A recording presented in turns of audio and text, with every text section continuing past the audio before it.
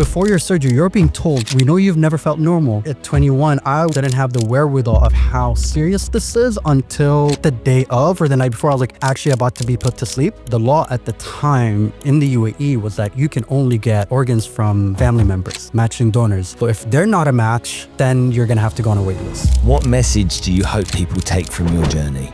If you're on a wait list for an organ, would you want somebody to give it to you or not? At the moment, I am the luckiest. I am considered one of the luckiest, most blessed people in the world to be able to get not only one, but 2 kidneys from family members.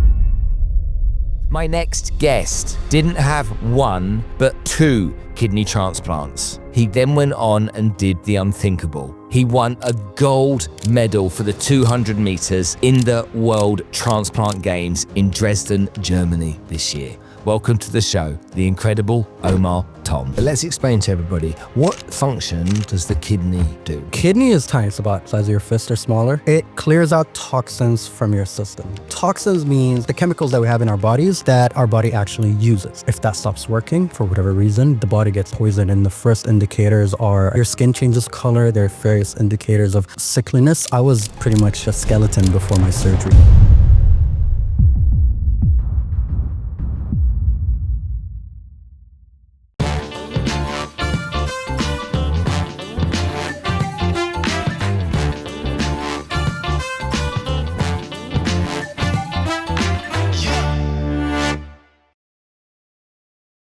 Omar, thanks for coming to join us on the show today. Thanks for having me. Happy to be here. What a story, man. As I read through your backstory and learn about what you've been through, what you've suffered, and the fact that you're sitting here with a big smile on your face with a happy, positive mindset, it tells me that we're in for a bit of a ride this afternoon. Oh yeah, I'm a perpetual optimist. Well, that's not a bad thing. It's all right. My dad says he's a realist, and now I say he's a pessimist, and it's like, what options have you got? You can either be optimistic or nothing, I think. Exactly. Yeah, I get it. Okay, well, thank you for coming on the show. I want to tell people about your story because it fascinated me, and I want people to understand the whole journey. But I want people to understand as a youngster what life would have been like for you. So maybe if we can go back to the very beginning and think about you in your earliest memories. What do you remember about the illness that you had? Where were your first where was the first awareness? Sure. My first awareness of it was when my mother decided to take me to my uncle, her eldest brother, who was a pediatrician. I remember her taking me to him, and it was something about, he's still wet in his bed. He should not be by now. We should have been done with diaper training. But by the time I think I was a little over 2 or something. So there was some concern about, is he okay? Is he not okay? Can we figure this out? And I remember that distinctly because I was getting like tested in my uncle's living room. Like we were at home. We weren't in a hospital. And he was like, okay, we need to do some more studies on him, bring him to the hospital, the blood test, the urine test, we've gone through X-rays, ultrasound, that's the word I'm trying to remember, and other forms. And eventually he had 2 directions. Like, look, it could either be his kidneys, it could be his bladders, it could be both. There are multiple issues here. I recommend you go speak with a pediatric nephrologist, somebody who specializes in that. So we fly out to the UK to meet one of my uncle's old colleagues. And if you think old school British doctor, that mahogany office, older gentleman with the thick spectacles, right? And this is in the early 90s. And his prognosis was that I had something called a kidney dysplasia, which meant that my kidney did not develop well in the womb. It's just the card you're dealt in life. And then later on, that resulted in something called a kidney reflux. And this was the earliest memories I have of anything to do with kidneys or anything related to it, because from then, that response alone scared my parents so much. I don't know if I can cuss on your show, but it scared my parents shitless. They rejected it. They wanted a second, a third, a fourth, and a fifth opinion. Bless them. And they've gone through this journey of figuring out what's wrong with me. And unfortunately, for somebody that young, a big collection of my memories of my upbringing outside of school and what you'd expect of a regular childhood is a series of doctors, hospitals, catheters, blood tests, that urine tests, like all kinds of things. to a point where it's funny. I've recently said it to a doctor, but that there's a doctor I saw recently for a sports. He's a sports medicine doctor. This was before our leaving for the World Transplant Games, and he asked me to undress, as a lot of doctors do before they check me, and then he's like, I'm sorry for making you feel like a specimen. And it hit me in that moment. For the first time in my life, I have ever had a doctor tell me, I'm sorry for making you feel like a specimen, for asking me to undress. But I've gotten so used to undressing in a doctor's office that it's not a thought anymore. I've been doing this my whole life. But that was the first time it hit me that, oh, shit, nobody's ever said that to me. I've just always been treated as a specimen that every doctor wants to study, kind of thing. When was the first correct diagnosis? How old were you? I believe that was Dr. Parrots, who's the gentleman we met in the UK. And it hasn't really changed. I think my parents were trying to find alternative solutions to this, right? They don't believe it so much. Because it must be hard for parents to accept that. It was very difficult for them because there's also a thing of maybe it's not physical, maybe it's mental. So then we're seeing psychiatrists and psychologists, and they're like, your kid's great, he's fine. But they were terrified, and I think I felt a lot of that anxiety growing up, obviously. I think that tension, because it's always like, hey, we're going on vacation to XYZ country over summer as a family, and then guess what? After you get there, after spending a week or so or a couple of days, you find yourself in a hospital room again. So you kind of go through this rotation where now they're vilified to me. Like, I appreciate everything they've done today as an adult looking back, but at the time, you feel like you've been betrayed one too many times. It's like, hey, we're going on holidays, but then it's not a holiday. Or, you get just sick and tired of like being constantly probed at, but also sick and tired of getting sick. So what were the symptoms? You're 5, 6, 7 years old. What kind of daily symptoms did you have? So a lot of the symptoms would include things like not the best control of bladder. So I would accidentally would urinate. So I'd carry an additional set of pants to school. Other things, a lot of kidney inflammation. I remember spending extended time in a hospital bed. When I was 13, for example, I attempted to fast for the first time. And then the very next day, I had a fever, I had an infection of some sort, rushed me to the hospital, and I spent the rest of Ramadan in the hospital. So I've had various moments like that where it has this impact. The other thing, I think outside of the physical illnesses, there's a lot of stuff obviously I end up dealing with, because being that young and like the shame and the concern and the guilt as you're growing, adolescence and getting into your teens, it becomes a point of tension. And then now also adding to it, maybe in some cases being a black kid in a majority non-black group, and you have these other racial tensions. So now you start to figure out ways you learn to fight early, you learn to talk back, to develop sort of these alternative other forms of defenses, while physically you don't know what's wrong, but something is off. Yeah. Were you bullied? Oh, loads. So you were bullied. Yeah. You clearly had a physical condition. You can't do everything every other kid can do. You spend time away from school going to hospital. And you're at that stage when you're in your kind of like adolescent years, you're on dialysis or you're not on dialysis? No, I was not. Thankfully, my kidney did not get to a point where I needed dialysis until I've had my surgery. Okay, so I had my surgery before dialysis. But these are all just, I guess, additional side effects, if you will, of this issue. So when did it become apparent that you were going to need a kidney transplant? We always knew I was going to need that. That was clear from the jump. So okay. Dr. Parrott said to my parents, which is a doctor from the UK, was that my kidneys were going to fail by 13. I would need a transplant. I wouldn't get a transplant until 18 because at the time the laws did not allow for transplants on children. Now the law, you can transplant an infant today, but back then you couldn't. So that meant 5 years on dialysis based on his prognosis, but also for him it meant that as a result of the dialysis, there'll be malnutrition, there'll be a stuntness of growth. So, I'm going to be a lot smaller than I'm supposed to be. There are all these additional issues that are supposed to come off as side effects as a result of the very young dialysis. Thankfully, I made it to 21 without needing dialysis, and I had my first transplant then. But those 21 years, you're just kind of, my parents, bless them, they have sort of done the best that they can to design a system where I wouldn't get to a point of needing dialysis for as long as I can. But I think to what I was saying earlier, like there's a lot of rejection of that. I think as a kid, I know something is wrong, but it never truly registered the magnitude or what exactly was the issue. So in a lot of ways, the way kids would rebel, my rebellions just became sort of, I just want to live a normal, like be as normal as possible. So including like the bullies, I would fight back. First grade, came home crying, hey dad, bullies in school. My dad was like, you better learn how to fight back. So that's a you problem, fix it. Kind of attitude. So that's at the time, I guess parents, it was different. It's like, as long as you're not throwing the first punch kind of thing, you better fight back. So I had to learn how to fight back. I didn't have a space to sort of just complain and cry about it. So But what could you and couldn't you do? Let's say from the age of 10 to 20 before you had the operation, could you do sports at school? Yeah, that was fine. You could study like any other kid, so that was fine. Is there stuff that you couldn't partake in? In school? Not particularly, but I would have to do everything with so many red flags and so many warnings and so many things to be careful of. A lot of precautions, right? So for example, I was already on medication from a young age, which I did not, as a kid, I didn't do the best job at sticking to it.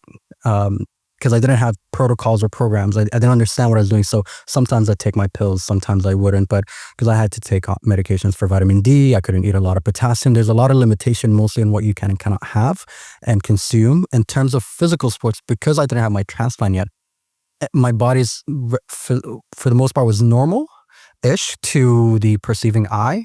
So I could partake in other things. It's just be careful of this, be careful of that. If something happens, make sure to leave. So for example, when I'm in school, for most kids, you don't just get to walk out to use the bathroom. I had a letter from my doctor that I had to submit to the school to say I'm allowed to leave.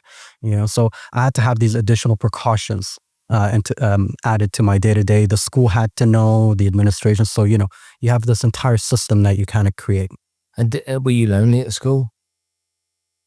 No, I was always a social kid. I think I felt much lonelier later than as a kid, because I think at the time I had my brothers, I had cousins around, but I think in school I had I was the guy with the best friend. One of my friends and I, we were always like, especially when you're much younger, we'd always hang out. And then I got into sports. I have family members that were very athletic. I had an uncle who was a football player, so he was like, you need to play sports. And I learned very quickly to get out of getting bullied is you got to be great at a sport. So I became really long somewhere. Exactly. So I became great at basketball. I started playing football. My brother and I were very competitive. So we'd play as many sports as we can to get as many certificates and medals in it, right? So then that became the flex. That became part of, so in a lot of ways, self-protection, but also it gave you the tools to how to engage and interact with the other people. Okay. Before we go further, let's explain to everybody, what function does the kidney do? What is it? What is its role in the body? So the kidney is tiny. It's about the size of your fist or smaller. And it clears out toxins from your system. And toxin, I think, is a scary word for many people. But toxins what it means is that the chemicals that we have in our bodies that our body actually uses. So if we have too much calcium, the additional calcium gets to leave your body in urine form, right? And that's what the kidneys does, is think of it as a filtration method that clears out chemicals out of your body that your body does not need, anything excess, or it could be toxic to your body. If that stops working for whatever reason, the body gets a bit poisoned. And the first indicators are actually like, there's sort of this gray, your skin changes color. There are various indicators of sickliness. I was pretty much a skeleton before my surgery. Like I was getting smaller and skinnier, and I looked a lot sicker than I did by the day. Okay, let's understand this. I want everyone to clear that. So the kidney cleans out the toxins. Yeah. If you removed the kidney from our body, so if you removed it from the three of us that are sat here right now, and not you, because Alex and I, if you took my kidney out right now, what would happen to me in the next 7 days? Oh, you won't make it 7 days. Your body would crash. How long would I last till I died? So assuming there's no... Yes, you just pick it up. Kidneys. So I've had my organ's been stolen in my sleep. What? You'll be completely fine if they've taken one kidney.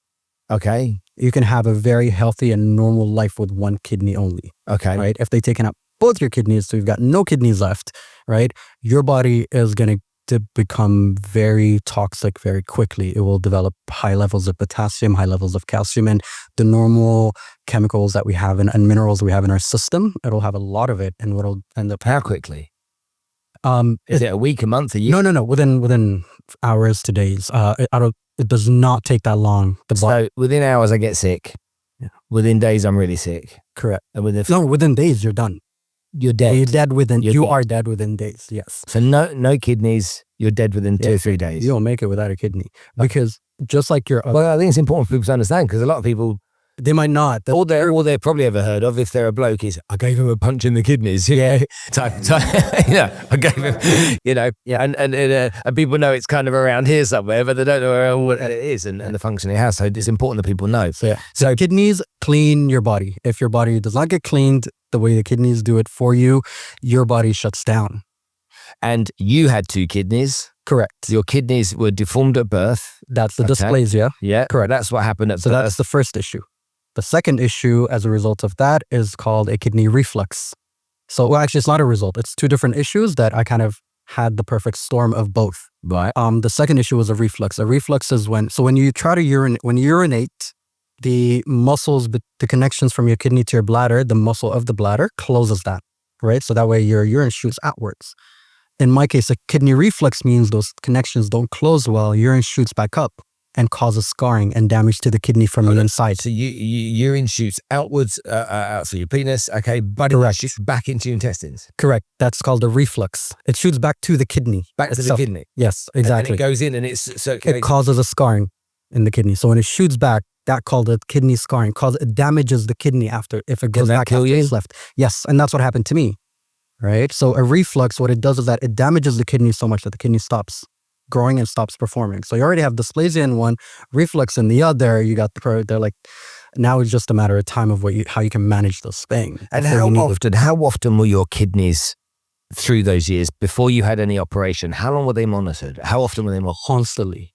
So that was every 3 to monitoring. Every 3 to 6 months, I would in a doctor's office getting an appointment, running some tests. Okay, so every 3 to 6 months. So quarterly, you'd go in there, you'd get some tests. The doctor would be like, "Yeah, you're right, son." Okay, so tell me what happened, what the journey was to the operation. How did you find out you needed it? Sure. So what I want to try and understand is that I've got kidneys. Those kidneys come out. I die within a few days. You've got 2 different illnesses going through your kidneys. How old were you when you had the operation? 21. When did you find out? What age were you when you found out that you needed to have it kind of soon? Within that year, the year before it is where my doctor was like, "Yo, we got to move quick."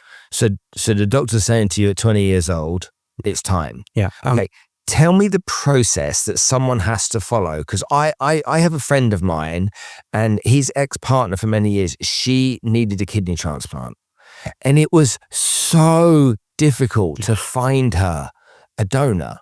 Yeah. So can you tell me, you're 20 years old, the doctors are like, we've got to get moving. What was that journey like? What was the process? Sure. So as soon as my doctor's like, "Okay, we're going to need to get you transplanted ASAP. You have a short window and then you're going to immediately need dialysis." So during that time, we had to get registered with the hospital, which is Sheikh Khalifa Medical City. So my doctor says, "Great, we're going to need to get transplanted soon because you have a very short window." How'd you find a donor? So this is what we're coming to right now.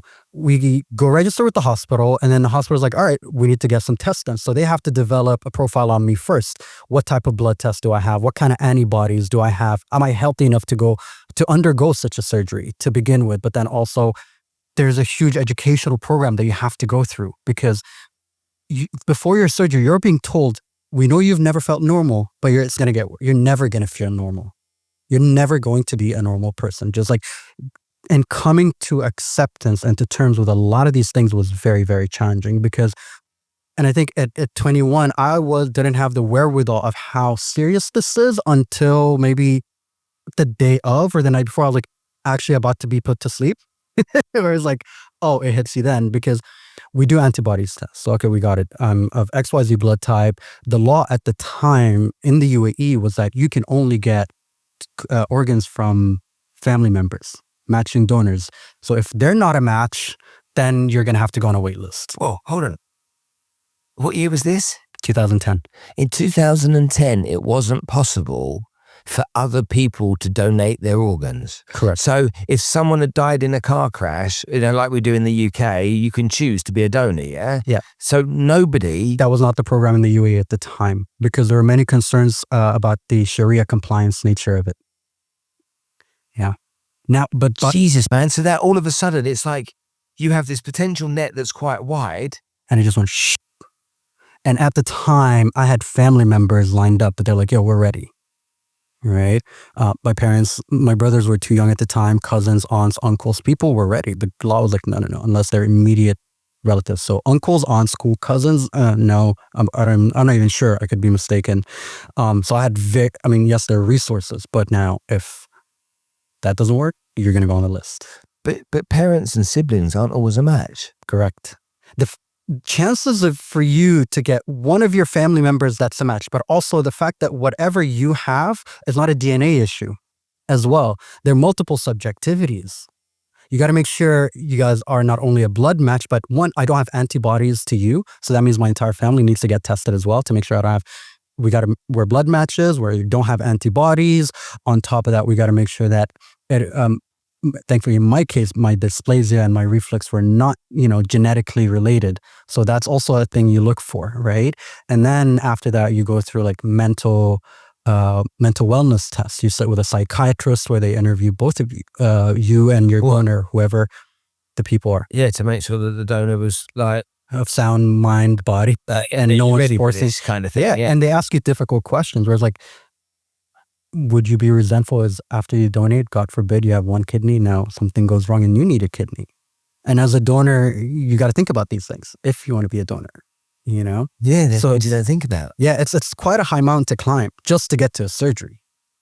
Like, we haven't even gone to the surgery, what happens after. Just to do this, there's so many protocols in practice. And if you didn't get a kidney, at the end of the day, you were going to die. I go on dialysis. You go on dialysis. Correct. A lifetime of spitting in a machine, the bag, the machine. Yeah. And you go to the hospital every few days, don't you? And then you've got the bag, the cleaning. If you think about it, to replace this little kidney, you got this huge machine the size of the wall. Yeah. That does what the kidney does, which is that so they run a fistula, which is like almost like an IV underneath your skin that they stitch, right? Yeah. So it make it easier. So you could either have it in your arm or in your main line. So I still have marks here from mine because that connects to your main blood vessel in your neck. Yeah. Right. And what it does is it sucks blood out of your body. It goes through a machine that cleans it. And then through the second pipe, it comes back in to your body. Right. So you're left for 3-4 hours. First of all, very, very cold because you're cold from the inside out. Oh, because of what's cleaning? Because your blood is because you have less blood in your system because it goes out, gets cleaned in the machine. Especially if you've gone through plasma, which I've gone through a plasma dialysis as well. And okay, don't confuse us here. This is that bad enough as it is. Take it back. So you literally are having that done if you're on dialysis. So no operation. You're on dialysis for the rest of your life, or until such time a kidney can be found by a donor. Correct. Did the donor program change here? Hugely. So what year did the program change so other people can donate? So it's been continuously changing for the past few years. There's constant changes. The Ministry of Health and Prevention here has done a lot of work at this with the sheikhs, the Islamic scholars as well, to come up with a resolution. So over time, different things kept changing. So if it was first, it had to be a family member. Then it became cross matches later on. Cross matches means if you guys had you couldn't donate to somebody in your family and somebody in my family couldn't donate because we had antibodies or whatever the reasons are, we cross-match. So you could donate to me and then for somebody from my family donates to your other family member, right? Got it, understood. And then after that came friends and like an extension of friends and family as well, if I'm not mistaken. It slowly grew and grew and grew. Correct. And now you'll have... but it's still growing. But now you have the Hayat program, finally. So Hayat is the program with the government where you could just, with your Emirates ID, register to become an organ donor now. So in the past few years, there have been so many transplants of deceased and other organ donors, and also cross country. One of my friends and teammates, she got her liver from a gentleman in Kuwait who passed away in an accident. So now the program is improving. So basically, we're like an old car if we're a donor. Okay, we go to the graveyard, and we can be used for spare parts. Correct. And there's everything in our body that science has enabled us to be able to be a spare part for someone somehow somewhere, Yeah. whether that's toenails or lungs and hearts. Right. Yeah. Okay, cool. So let's talk about how your donor was decided. Sure. Okay, who that donor was. Okay, and what it did for you, both of you, in terms of your relationship and your future. So we're sitting with the doctor, and now we've just wrapped up these tests, right? We had to get blood tests, blood matching, and going through this entire journey of making sure I was okay. But then the second step was also sitting with the psychiatrist and the doctors to make sure I was of mind, sound, body to go through this process. And already there's a lot there. But as we were talking and they were looking at our tests, they're like, oh, your dad's going to need to be the donor because that's the best option you have at the moment. And my dad was, and the irony of it all is also overweight. And my dad interrupted. He's like, no, I could do this. He's like, I'm donating my kidney, but also I'm going to lose weight for the surgery. So my dad made it a point to be this person. But on top of that, like his realization in the moment where he was like, I want to give him more than just being a financial provider as a father. He said that, and I've never heard him say this publicly up until then, where it's like, I've only been a financial provider. Because I remember my dad being away on business and dad being in and out a lot and traveling a lot and getting in that moment where it's like, I've only been a financial provider. I would like to do more for them than this. That moment sits with me because I've never heard it outspoken before. And my father's persistence to be the donor, but also his persistence to do more, which included him having to lose weight. And my dad spent weeks of just like daily exercise regimen that he's never done before. I've never known my father to be a gym goer, runner, walker, fit person, active person. That for me was the transition from him just being my father to now being my dad as well. Amazing. What's your dad's name? Al-Fadl. Okay. Say that again. Al-Fadl. Al-Fadl. Yeah. Okay. That's your dad. Yeah. Okay. Al-Fadl. Which means the noble, by the way. It means no. Father to dad, noble, beautiful.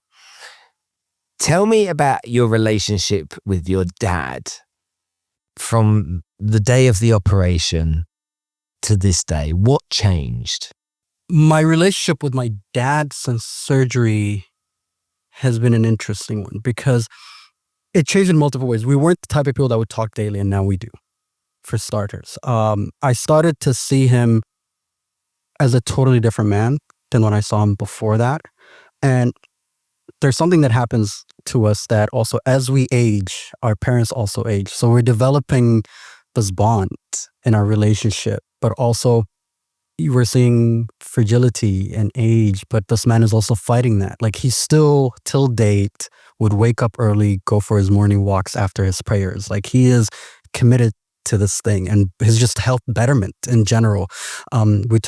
We've developed such a bond beyond what we've had before, I think, but also now we're men that have a stronger, friendlier relationship. We talk about things beyond just our life and experiences and what he's expecting. We used to just talk about business and how's school, and they're just the very shallow tick the box topics in many ways. Whereas now we have such a strong bond. It reminds me of that James Blunt song that came out a couple of years ago where he was in the video with his dad. And it's like, I'm not your son, you're not my father, we're just two grown men. And it was just like, it made me feel like you became or have become almost kind of way more equal over the completely. Completely. Completely. Because you kind of go from sort of the pursuit of happiness type relationship when they're in the subway. If you remember that scene. Oh yeah, no, right? Yeah. And that kind of that father-son relationship of giving your son everything to now there's a different knowing and a different kindredness, for lack of a better term, and this completely different relationship where the conversations not only have shifted, but you look at each other differently as well. Do you admire your dad? Oh, completely. Yeah. I mean, no questions about it. I've seen this man build from nothing, being a single farmer. We could take the next part of this story and go straight step into you winning a gold medal, which we'll come on to in a while. But kidney transplant, yay, hero, finished, done, move on. But then something else happened. So tell me, you've had this kidney transplant, you've healed, you've recovered, you're doing okay, and dad's given you his kidney. What happened after that? Just a few years later. Oh, I didn't make it to years. I didn't even make it to years. 6 weeks later, I get a terrible fever, and thankfully, I took a place, like this little tiny space close enough to the hospital, because we were told the first 6 months are very critical. If anything happens, especially if it's a fever, that's either a rejection episode or an infection. Either way, doesn't matter. You rush to the emergency. And I was very scared. So I'm like, well, I just want to maybe just live a little closer just in case. And 6 weeks in, woke up with a fever, rushed to the hospital. And within hours, we knew my body started rejecting the kidney. To give it context, when you go through the surgery, you're pumped with so much immunosuppressants. Immunosuppressants are medication that drop your immune system so they can accept this foreign body. And as you come out of the surgery, you're given pills to replace that. And you're on these medications for life. It's a huge bag of, the pharmacist will come in and just drop this giant bag of medication. And what's supposed to happen within an 8 to 12 week period is that as the system is leaving your body, it's being replaced by the medication. So that's why you start taking the pills early on. My body did not take too well to them. So 6 to 8 weeks in, I got a rejection episode, rushed to the hospital, and now I'm in the hospital for 35 plus days. That includes everything to do to save the kidney. Now we introduce dialysis to my life. That wasn't there before. So now I have this giant IV called the main line that I was talking about earlier that connects to these machines. And every day we're going through this process of dialysis, but I'm also going through an enormous amount of medication of various forms. And I mean, you want to talk side effects. I would get them back to back, and just like, it was just insane. There was a point I remember where my entire body, like my forehead, was just covered in a rash in response to some of these medications, and something called the plasma dialysis, which is a more intense version of dialysis. They take the blood out, pull out the plasma from the blood, and replace that with either synthetic or biological plasma. So it's either from donated blood or synthetic lab-made plasma. My body did not react well to a lot of these things. So your body's rejecting your kidneys? Correct. And I'm stuck in a hospital, bro. And how long were you in hospital for? A little over a month, but I was also like, I don't know if you remember Bubble Boy. I don't know if you've heard of that. There's this old film called Bubble Boy. Back in the day, because you're highly immunosuppressed, you need to be isolated from... Oh, in the bubble, yes. So I was in a bubble, in some sense, because, not like a card, not like the movies, but what happens is if you're coming to my room, first of all, I was not allowed guests. No one's allowed in my room except staff and immediate family members, and it was only one at a time. So to come into my room, you'd go through these doors, and now you're in a disinfection space. You have to wash your hands, put on this whole uniform before you come into my room. So that's what makes it the bubble in this case. If anything comes in, it could kill me at any point. One night, a nurse comes in to check my vitals, as they've been doing every day. Nurse did not have the right uniform on. Whatever they brought in with them from the outside, I start coughing so much that I was coughing blood. And the bed started shaking, and I just could not stop coughing. And I remember just pressing that button like crazy, trying to call for help. And that's all I remember. And then I wake up a different day, different time, at some point in the future, in the ICU with a ventilator on my face. My lungs have crashed. They do not work. They've ceased operation. And I wake up in a panic, because all I remember was that I was just coughing, and then I just wake up and this mask is strapped to the back of my head. So I can't even remove it. Nurses hold me down, and the doctor was like, you cannot take that off. You take that off, you die. Because what has happened is your lungs have stopped working. They don't work. We had to choose between saving your life or saving the kidney. We obviously chose life, meaning that we had to stop all your immunosuppressants and everything we've been doing, that we've been trying to do to save the kidney, to try and save your life. So we've stopped them to give your body a fighting chance by allowing your immune system to reactivate, to fight whatever's in your lung. Fingers crossed, hopefully that works. Think of it like a lawnmower. They kind of just keep tugging at it and you're hoping it kicks in. Thankfully, I think within maybe a week or longer, after a while it started. And if you can imagine like being in that bed and if you come in, Spencer, like, hey, how you feeling? They were like, I'm feeling good, right? It was a struggle to like get any word out. And thankfully, somehow after a few days, my kidneys kick in, my lungs, kick in. And I had a sort of like a breathing physiotherapist, like this coach that would come in and every day we'd do breathing exercises. Like, so just without going into too much detail and getting confusing, they're saving your life. They fix your kidney, your lungs, and get your lungs back working. Okay. But your kidney's not.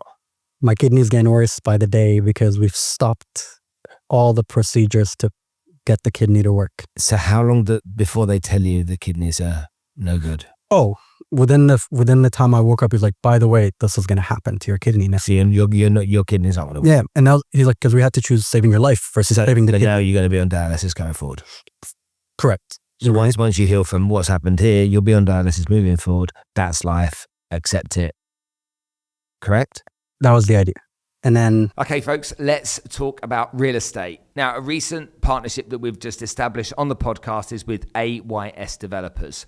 Luxury properties with high-end finishes from people that really understand the subject. Often in Dubai, you'll find stuff that is maybe substandard. With AYS Developers, you're not going to see that. You're going to see fantastic properties that you can buy, you can invest in, you can make a home on Dubai Islands and other places too. So go visit aysdevelopers.ae and check them out. I promise you it'll be worth the trip. Thankfully, after some time and a lot of effort, they managed to save my lungs. Yes. And then the doctors decided, you know what? We're going to take a stab at saving the kidney as well. See what we can still salvage after the scarring it's been through. And believe it or not, they finally did.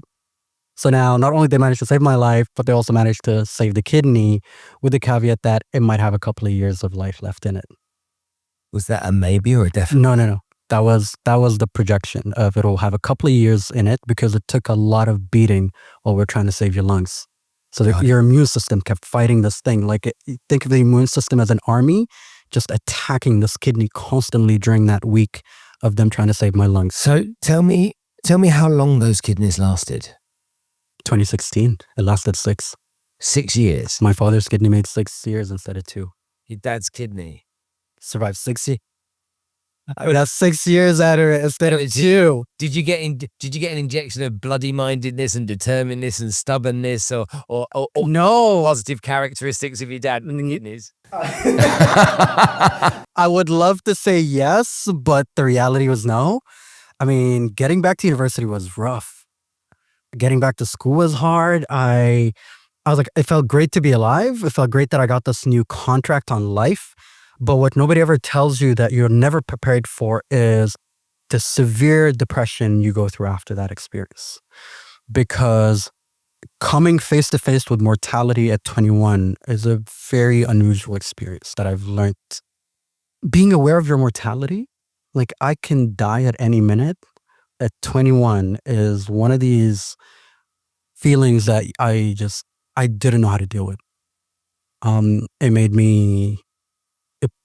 I've had a cloud over me as a result for a very long time. I mean, I didn't today understand what depression is. At the time, it's just, I wanted to be out. I had a huge fight with my parents to be enrolled back into university. They were obviously worried about my health. And I wouldn't go to classes. I would just show up to campus because I wanted to be out. At the time, I've had troubles with my class.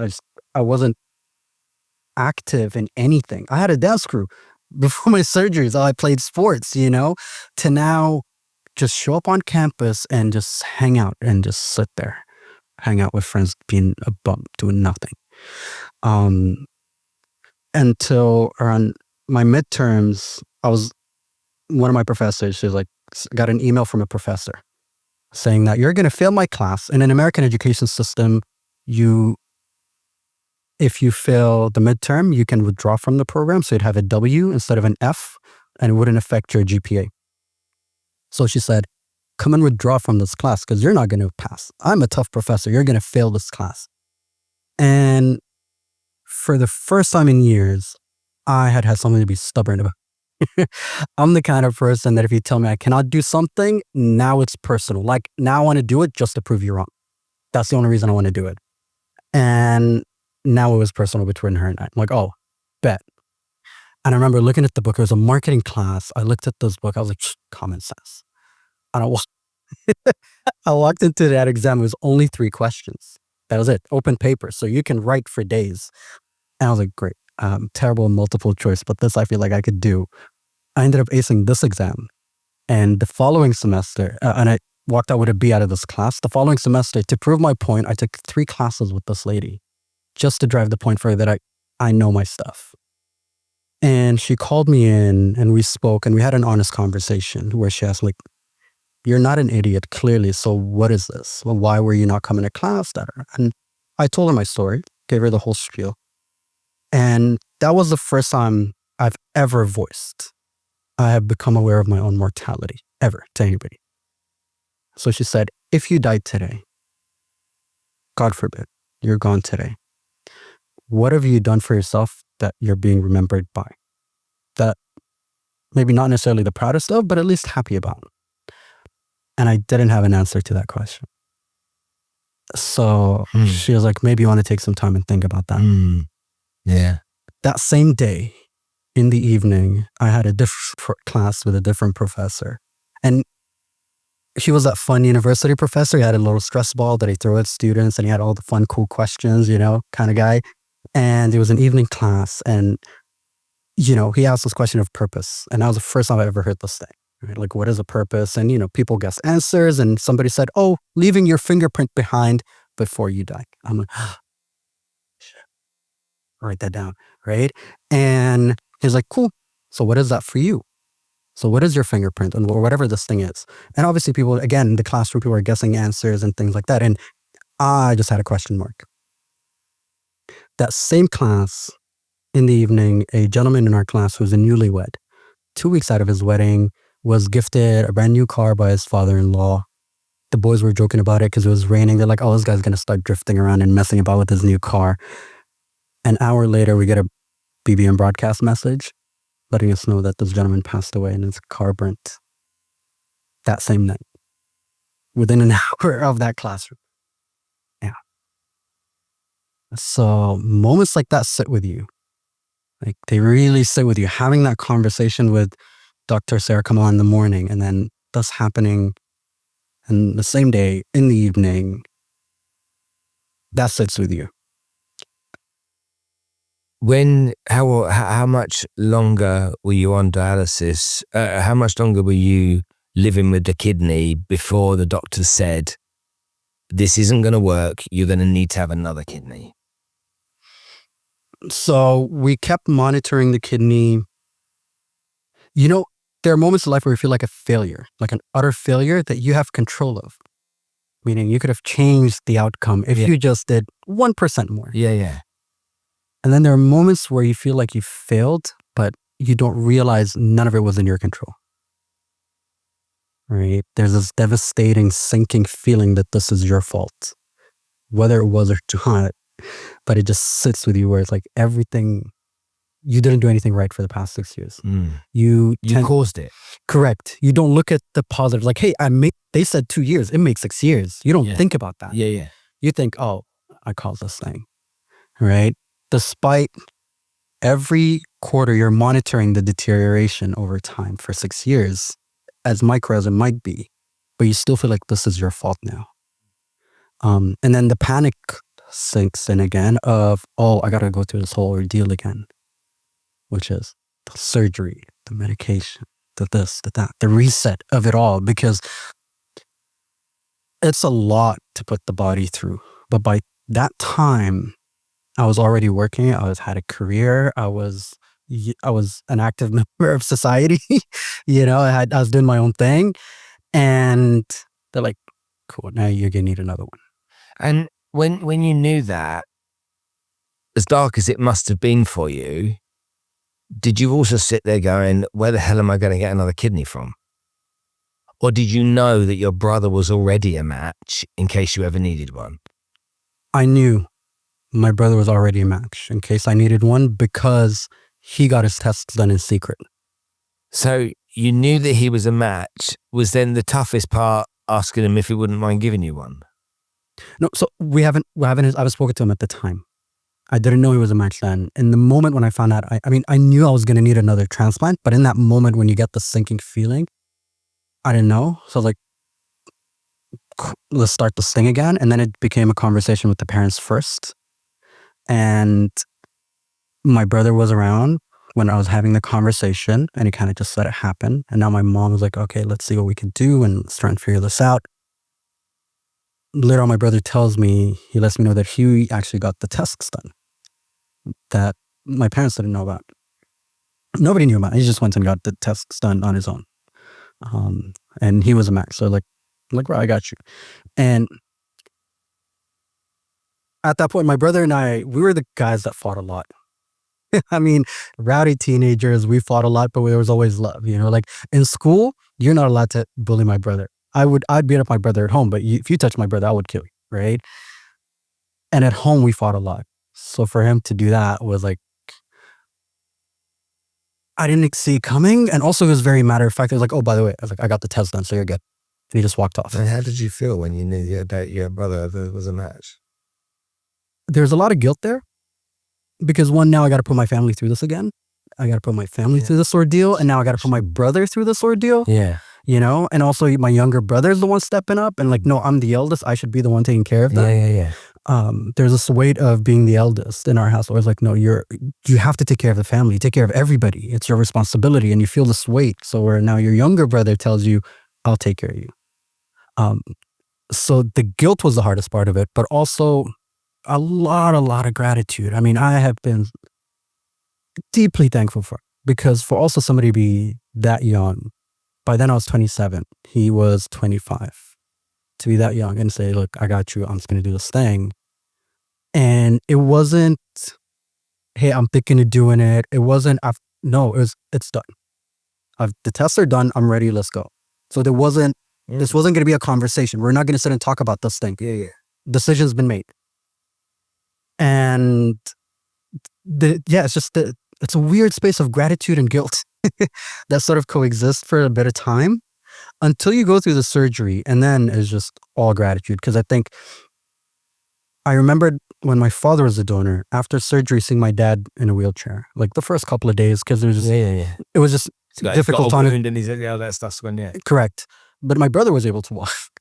So seeing my brother walking with the memory of my dad post-surgery, I'm like, okay, I feel less guilty, which is great. But the gratitude was just so strong where I'm like, and that, if you're talking about bonds, I mean, my brothers and I generally have strong bonds, but like that changed our relationship completely.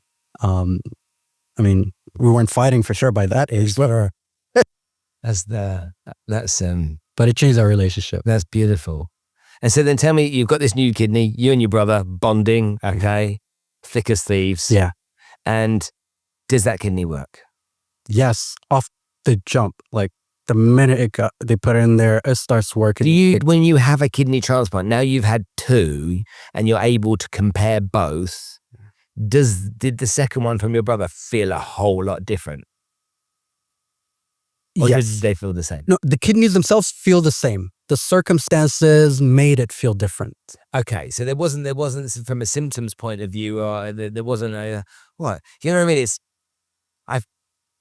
They've put a bigger engine in here. You know what I mean? It's like I've got a turbocharged. Correct. Yeah. But you see it in the blood tests, which is also amazing. Oh, so you see that?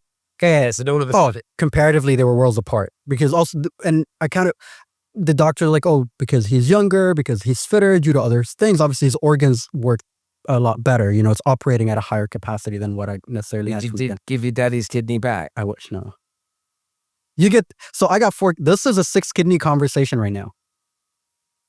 Unbelievable. Okay, right. So Let's move forward. At last, we've got a good kidney. Thank goodness for that. Family are happy. Dad's done a great job. Brother's done a great job. You've got a family that love you deeply. Okay, you've been through hell.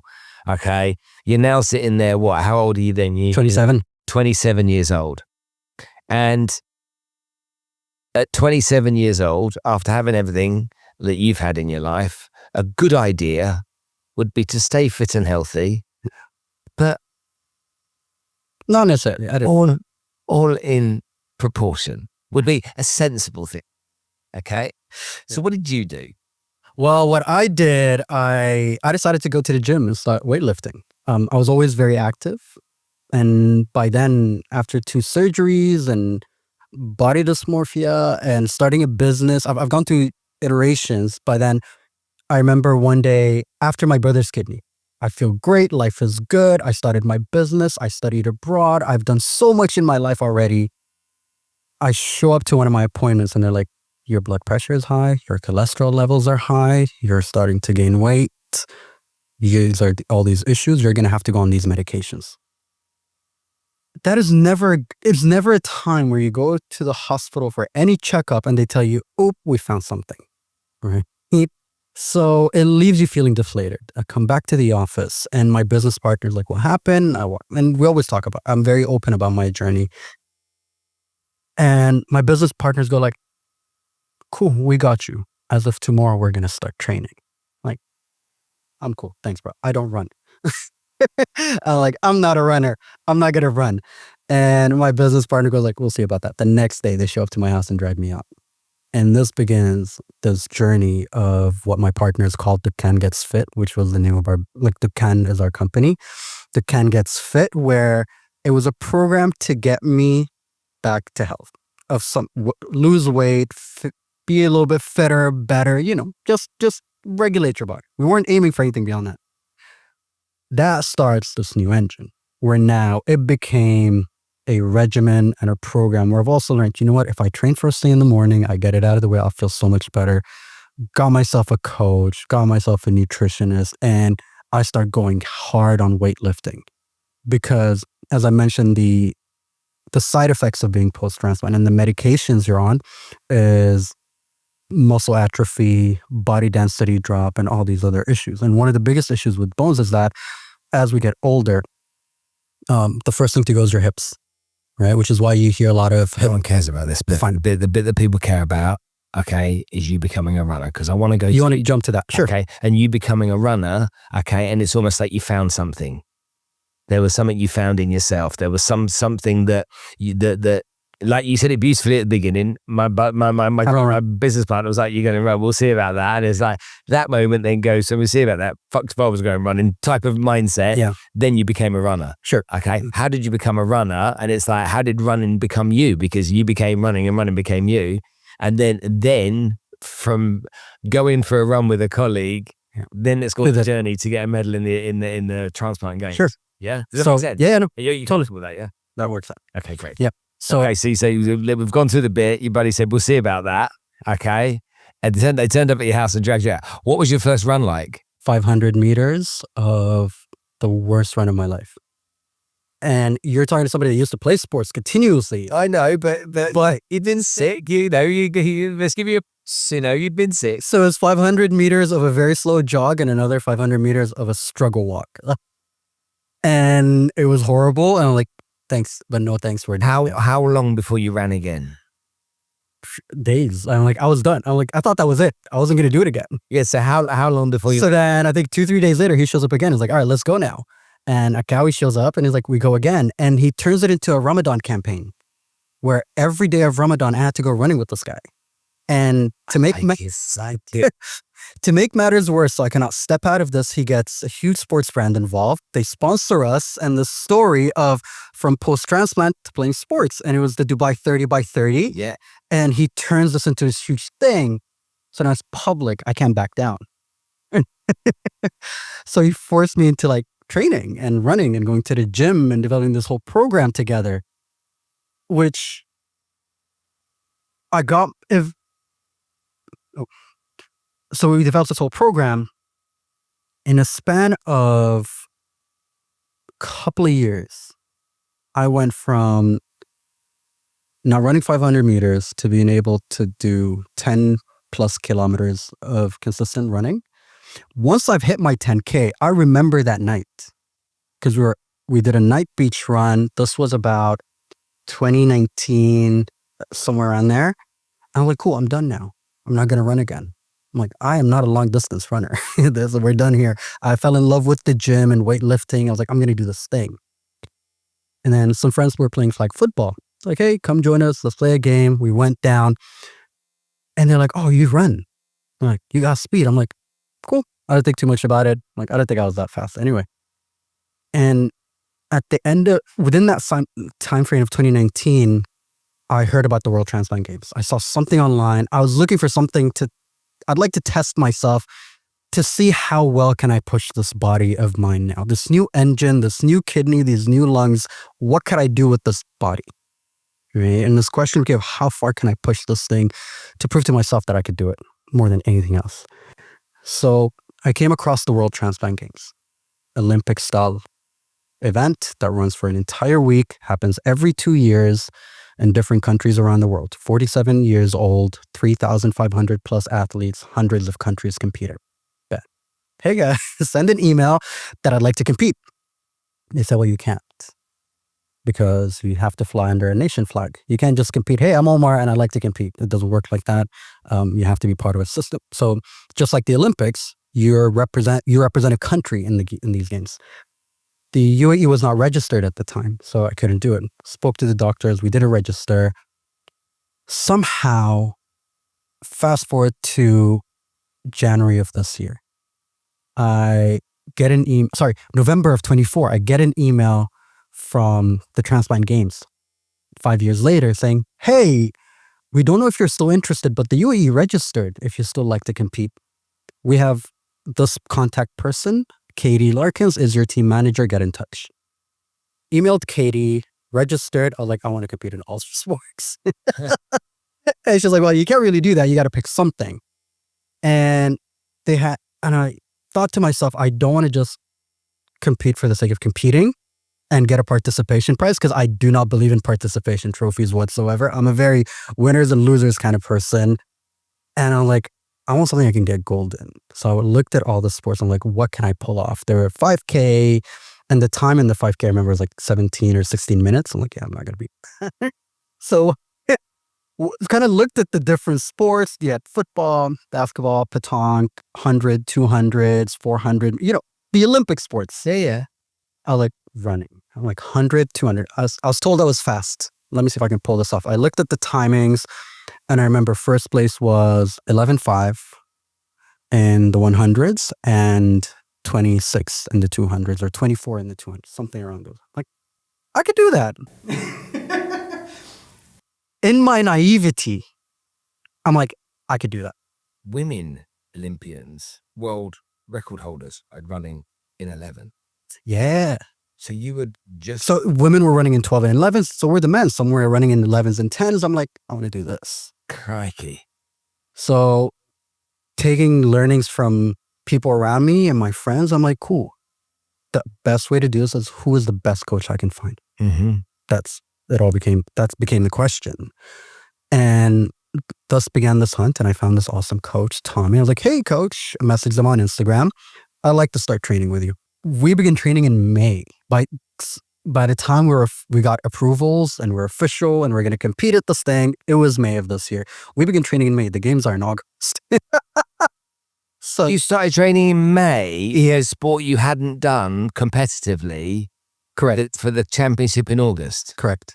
Holy macaroni. And coach looked at me. We did a first session, which was like, I want to see how far we can push you. What are your times like? I ran the 200s probably in like 27, 28, 9 seconds. Somewhere, it was just terrible. It was like 29, 30 seconds. And on the 100, I probably did like 15, 14 seconds. He looked at me, he was like, so we'll get you to the games. Yeah. But podium if you're lucky. If you're lucky. I'm like, no, we're going for gold, sir. And he was like, all right, let's see what we can do. I'm like, we'll put in the work. You show up every day. We'll train. Cool. And thus began the journey of this incredibly intense regimen of training with this coach who is himself is a winner. He's a gold medalist himself. He ran for Team Britain. He coaches some of the by far the best runners in town. And I was like, cool, let's play this game, coach. And he is a no bullshit type coach. What are the World Transplant Games all about? I mean, I've not heard of them. I think I've heard of them. I've never seen them. Sure. Are they televised? Do they have an audience? Is there many countries competing? Well, what have you got on that I can know? So the World Transplant Games is 47 years old. It's been around for quite a while. And think of it, it's just like the Olympics, but you just have to be a donor or a recipient. You have to be post-transplant surgery. Yeah. Different age categories across the board. It is televised. It is live streamed today. So you get, all the games were, they only live stream the finals. And just like the Olympics, just like the sprints in particular, that intense audience, the noise, the people, the fandom in this particular space of the sport is huge in that sense. And also 47 countries, 3,000 plus different players. This thing is huge. And where was it held when you went? So the Transplant Games were in Dresden, Germany this year. So you flew across to Germany. You competed this year? Yeah. Okay. And you competed this year in the 100 and 200? Correct. Okay. And in the 100 and 200, were you competing against a full field? Yeah. And give me an idea of the competitors you were competing against. What was different to them? They're not all kidney transplants. No. What kind of stuff? So at the games, I was competing with people from. There were no people with personality transplants. No. So you had people that different organs. I met a runner from South Africa who's 29. She is both heart and kidney transplant recipient. I've met people that were liver, lung recipients. I've met a gentleman who has been 50 years post-transplant. If you want to try and be the best transplant person possible, be the most competitive, what's that? What's the... If you are to become what you'd call a post-transplant athlete, the most competitive possible, this is where you go. No, but in terms of the organ that's transplanted, what's the one that has the least impact? The one that has the least impact on games? Probably be bone marrow. Oh, really? So bone marrow transplant would have that's interesting. Yeah. And then the toughest one, lung transplant maybe? Or? Lungs and hearts. Lungs are I'm yet to meet a runner that's a lung transplant. That's an intense runner in that sense because lungs is a challenging one. Most of them tend to be hard. And you've had these people from all over the world you're competing with. Yeah. Okay. And so to give it context. Hold on. I've got some context here. How old are you? 36. Okay. Well, with respect, you're about 10 years too old. Yeah. To be competing in any form. To begin competing. Correction. To begin competing. You should have been retiring 10 years ago. So 36 years old to go and compete. You've trained like a dog. You've got this fantastic trainer around you. You've then gone to the games in Germany. Did you think you were going to win? Up until the moment I stood on the line, I was like, I'll get the gold. Until I got there, I'm like, let's see what happens. So when I got there was the gentleman from Hungary. I only met this man at the line. I have been warned about him by 5 other people from different countries, other runners. That's good. Oh, yeah. I mean, I was in one of my training sessions, I was training and there was a gentleman there who runs for Australia. And he asked me which age category I'm in. I'm like, yeah, I'm in the 30 to 39 category. And I was like, oh, good luck. There's a new guy from Hungary, I heard.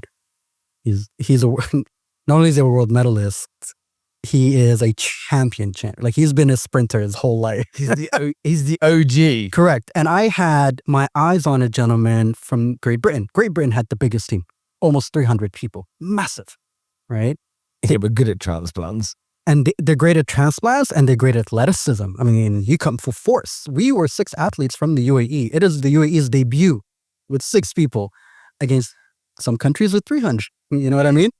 And everybody warned me of Hungary. This guy coming from Hungary. And you see him, dude's built like a gymnast. I mean, 6'3" or so, like big, broad shoulders, big guy. He knows what he's doing. Like he came on the track, like this is his thing. Intimidating. Oh, and I was ready to run it. I was ready to win. And we were the guys in the middle because this is the group that won the preliminaries. Did you trip him? I wish. I didn't mean that. Yeah. But because Sorry. we won the preliminaries already. This is the final 8. Yeah. Right. So I remember it was me, the gentleman from South Africa to my left. I had Canada, and I think it was Great Britain to my right, and then Hungary to the South African gentleman's left. And the guy from South Africa looks at him and he goes like, "Yo, man, take it easy on us." I'm like, "What? No. What do you mean take it easy on?" I was like, and I was so in my zone. I was focused. I was ready to win this race. I was just like, run my race, run my lane, and just be present. And then I hear this noise next to me where the guy goes like, "Hey, take it easy." I'm like, and it just threw me off my focus right before the race. And I was so mad. And I was like, okay, get back in the game. And when we ran that 100, I thought I was getting it until I saw I ended up being 4th. So you got 4th in the 100. When I ran the race and I looked up at the screens, it said 6 at a time that was worse than when I started training. Oh, wow. And I couldn't believe it. I'm like, there is no way. And we had a film crew with us. They're like, no. You came 4th. I'm like, that doesn't help, but it's still 4th. Right? Yeah, still out of the medals. So we had to contest it now. So we had to go up to the office, and I wasn't allowed to go up there. So our team manager and the film crew went up. What were they contesting? They ranked me as 6th with the worst timing in the 100s. So they had the wrong timing. They had the wrong timing. They had the wrong person. So we had to contest that. We fixed it. I was 4th. I had my 200s the very following morning. And by then, I think sort of the nerves were done. The weight on my shoulders was gone. And I kind of showed up with, I've already lost the 100s. 100s are the star. If you've ever followed the Olympics, if you've ever watched any run. Yeah. 4x100 relay. 100. Exactly, right? You know what I mean? The 100 sprint is the 100 sprint. But I was like, the 200, those are the two you always try to get, the 100 and 200 together. So the next day I was like, you know what? I'm just going to run my race. I'm like, I've over analyzed this in my head. I'm the type of person that sometimes like I get caught up in my head. Yeah. Well, like, forget it. It doesn't matter. The last day of the entire week, the last race for the entire team. Yeah. Like, this is it. You know what I mean? Like, it's a now or never kind of moment. And hold on. So what lane were you in on the 200? It's lane 6. Yeah. So for everyone that doesn't know, the 200 essentially is one bend and one straight on the Olympic track. Yeah. Okay. So you're literally starting on the bend coming down to the straight. So you're starting in 6. So that's quite a long way outside. It's not 8, but it's not as close as you need to be to keep an eye on everyone, is it? no, because on the bend, They're behind you. so you're a lead and a chaser, being number 6 in the middle too. So you're in number 6, you get into position, there's 8 people next to you. In that moment, are you saying to yourself, if I don't win this, I don't know what I'm going to do with myself? Oh no, I've given up. What, on the line? On the line, it was I gave up in the sense that whatever happens, happens. Okay. I was just like, it is what it is at this point. Okay, so then Yeah. the gun goes off. What happens? Gun goes off. I was like, I'm just going to run. I just ran my race. No. The gun goes off. Not what I'm gonna. The gun goes off. Gun goes off. What happens? Commentate on it for me. Okay, so as soon as the gun goes off, I was just, and Commentate. because I'm like, where do I begin this? Okay, so as soon as the gun goes off, I just kept playing in my head the replays of what coach would tell me. Like, I'm looking down because like I'm reenacting this in my head right now. But like, because you're down here, you get up, and that gun goes off. The second before it went off, I'm like, just keep your head down and run the race, right? As soon as it went off, I knew the angle. I knew how to run that bend. I'm like, and funny enough, I've trained 200 like a couple of times. No. I run it. Commentate. Take me step by step. Sure. So you come out, the gun goes off. Gun goes off. Okay. I come out, stay as low as I can for as long as I can. Who accelerates ahead of you? Is there someone so at that moment? No one. No idea who's who. Okay. All I knew is that there's Team Italy, there's Team India, I believe there's Austria and a few others. And as soon as the gun goes off, I'm like, just stay down. Because if you stay down and you explode correctly, it'll give us a minute. I explode out the bend. And I remembered the strategy. I'm like, just 95%, not 100. As soon as I made that curve, And now I started to realize I'm running alone. Like I can't see anybody on my periphery necessarily as I'm coming out the bend. And I was like, just run it. Now, as soon as that bend was done, I was like, this is the 100% all in. I'm like, just run it till the end. Whatever happens, happens. Just run. And as I sprinting, I remember just like form, legs up, knees up, toes up, knees up. Like it's just this tape of my coach screaming in my ear as I'm just like running this thing. And not until I've passed through the line that I look back and I see them just coming. I had no idea that I've leaped them by 3-point-something seconds. You thrashed them. I had 3 seconds apart between me and the second place. That's staggering. Yeah. So was it an out-of-body experience?